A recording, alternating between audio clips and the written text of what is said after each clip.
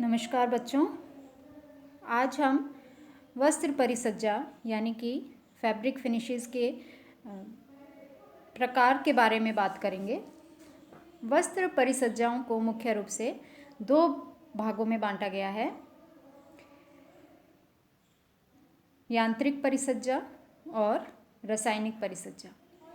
वैसे तो परिसज्जाएं अलग अलग प्रकार से हम इन्हें बांट सकते हैं, जैसे स्थायी या अस्थायी, गीली या सूखी, या फिर आधारभूत परिसज्जाएं या फिर बनावटी परिसज्जाएं, कार्यात्मक परिसज्जाएं या सजावटी परिसज्जाएं।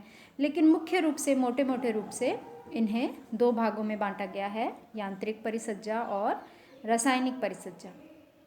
यांत्रिक परिसज्जा यानी कि मैकेनिकल फिनिश जो हैं वो मशीनों के द्वारा दी जाती हैं और इसमें वस्त्र को मशीन पर कसकर, उसे तान कर टेढ़ी मेढ़ी आकृति के वस्त्र को सीधा करना, उन्हें प्रेस करना, सतह को चिकना करना, सतह पर से रोएं उठाना, नक्काशी यानी कि एम्बोसिंग करना, कुटाई यानी कि उन्हें सरफेस को सही करना, इस तरह की जो टेंटरिंग है, ये जो फिनिशेस हैं वो यांत्रिक परिसज्जाओं के अंतर्गत आती हैं।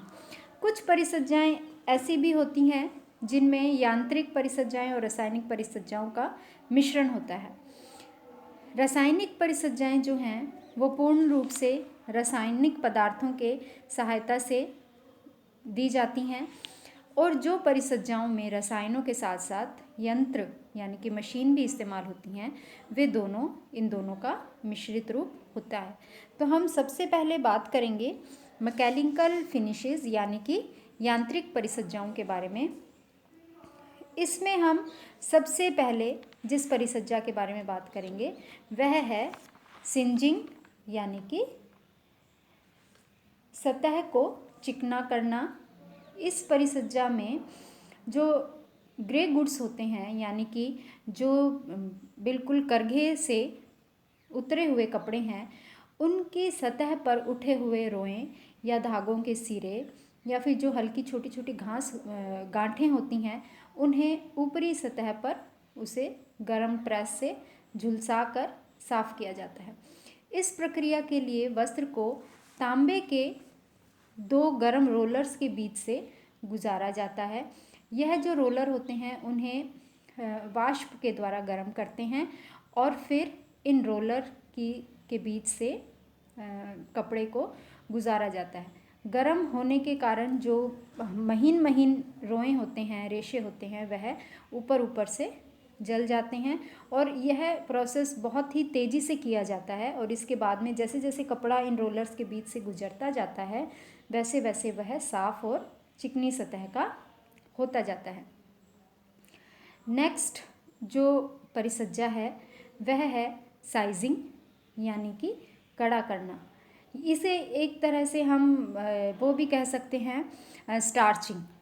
स्टार्च में क्या करते हैं, कपड़े को के ऊपर जो उसकी ढीली ढाली सतह जो है उसको भरने का काम किया जाता है। तो साइजिंग में क्या करते हैं, वस्त्र की जो सतही संरचना की जो दोष है उनको दूर किया जाता है या फिर उन्हें छिपाया जाता है।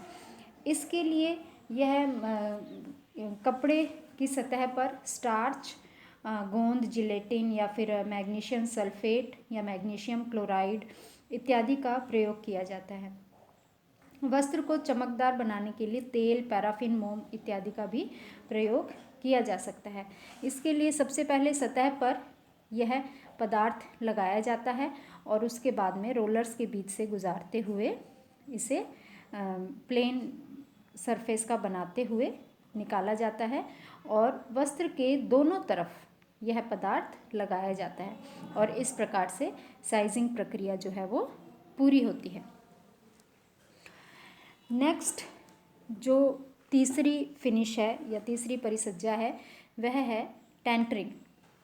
टेंटरिंग प्रक्रिया जो है वो वस्त्र को पूरी लंबाई में समान चौड़ाई का बनाने का काम करता है। कई बारी क्या होता है, जब कपड़ा बन रहा है तो कई बारी वो चौड़ाई में टेढ़ा मेढ़ा हो जाता है, एक समान नहीं रहता है, उसका आकार भी अस्थिर हो जाता है।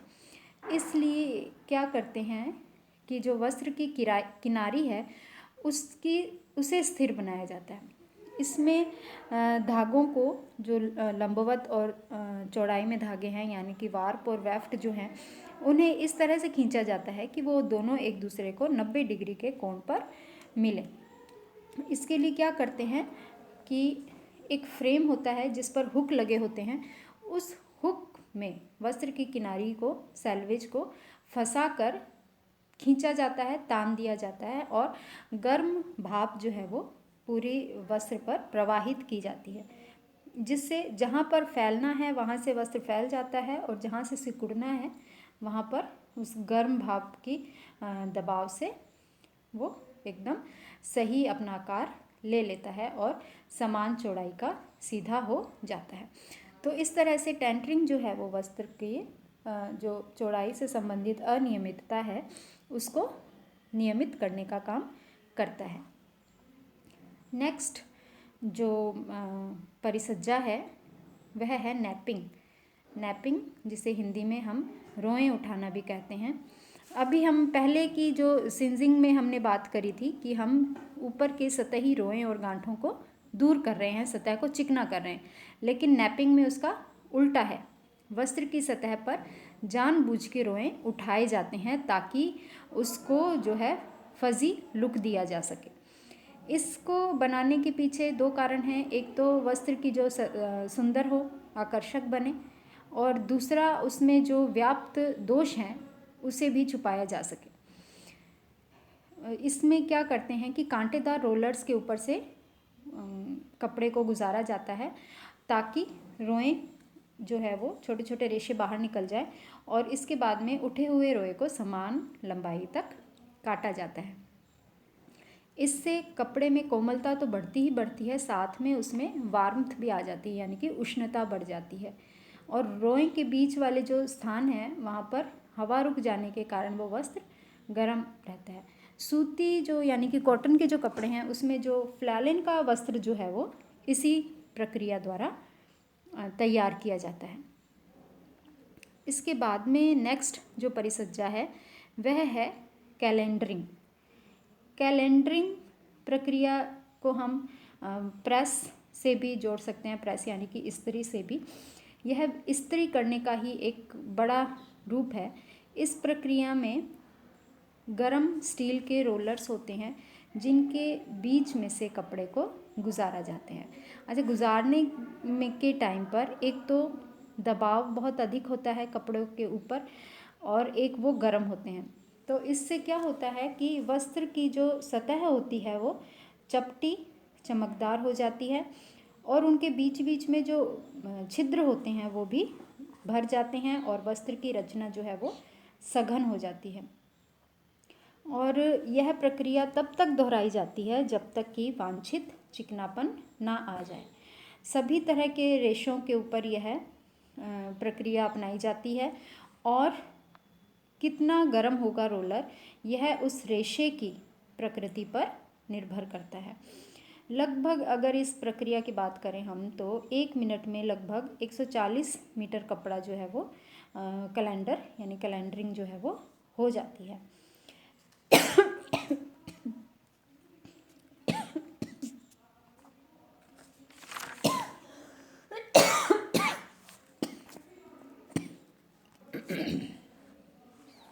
अगला हम बात करेंगे मॉयरिंग। मॉयरिंग परिसज्जा जो है उसके लिए भी गर्म रोलर्स का ही इस्तेमाल किया जाता है, लेकिन रोलर्स जो हैं उनमें तिरछी लाइनें एनग्रेव्ड होती हैं।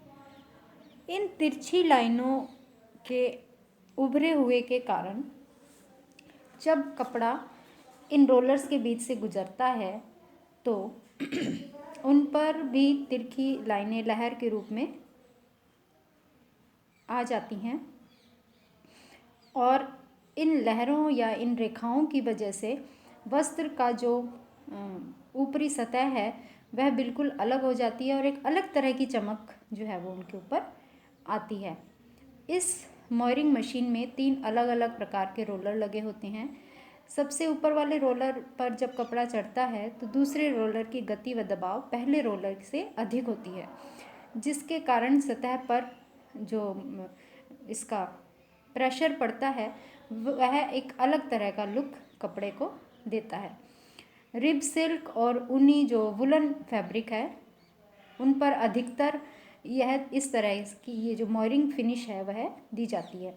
और एसीटेट जो वस्त्र होते हैं उन पर तो मोयरिंग परमानेंट ही हो जाती है और दोनों तरफ कपड़े की दोनों सतहों पर यह फिनिश दी जाती है। इसके बाद में हम बात करते हैं एम्बोसिंग यानी कि नक्काशी करना के बारे में। तो वस्त्र की सतह पर जब यह फिनिश दी जाती है तो इसमें जो रोलर इस्तेमाल होते हैं उन पे पहले से ही एनग्रेव्ड डिज़ाइन होते हैं यानी कि नक्काशी किए हुए उभरे हुए डिज़ाइन होते हैं और यह फिनिश जो है वो परमानेंट और यानी कि स्थायी और अस्थायी दोनों हो सकती हैं। इसमें एक तांबे का भारी रोलर होता है जिसके ऊपर डिज़ाइन नक्काशी किए हुए होता है और दूसरा जो रोलर है वह पैडेड होता है यानी कि उस पर कॉटन की लेयर चढ़ी हुई होती है। तो जब कपड़ा सिंथेटिक कपड़ा इसके बीच से गुज़रता है तो वह एनग्रेव्ड डिज़ाइन जो है वो कपड़े पर आ जाता है। परमानेंट करने के लिए सिंथेटिक रेजिन का भी इस्तेमाल किया जाता है। पहले कपड़े पर यह रेजिन लगाया जाता है और उसके बाद में जब ये एम्बोसिंग की जाती है तो वो परमानेंट हो जाता है। लेकिन जब हम पहले से ही जो ताप सुनम्य रेशे हैं जैसे कि नायलॉन, पॉलिएस्टर, डेक्रॉन इनका इस्तेमाल करते हैं तो उस पर भी यह बिना सिंथेटिक रेजिन के कपड़े पर यह फिनिश परमानेंट रहती हैं।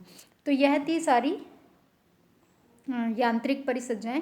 यांत्रिक परिसज्जाओं में आपने देखा अभी जब अपन ने बात करी तो जो टेंटरिंग है या फिर नैपिंग है, कैलेंडरिंग है, मोयरिंग है, ये जो फिनिशेस है वो पूरी तरह से यांत्रिक है। लेकिन जैसे कि एम्बोसिंग में सिंथेटिक रेजिन का इस्तेमाल हो रहा है और साइजिंग में भी स्टार्च और दूसरे केमिकल का यूज़ हो रहा है तो यह एक दोनों ही परिसज्जाओं का मिश्रित रूप होता है। तो इस तरह से ये अभी हमने यांत्रिक परिसज्जाओं के बारे में जाना और समझा। इसके बाद में हम बात करेंगे रासायनिक फिनिशेस यानी कि रासायनिक परिसज्जाओं के बारे में।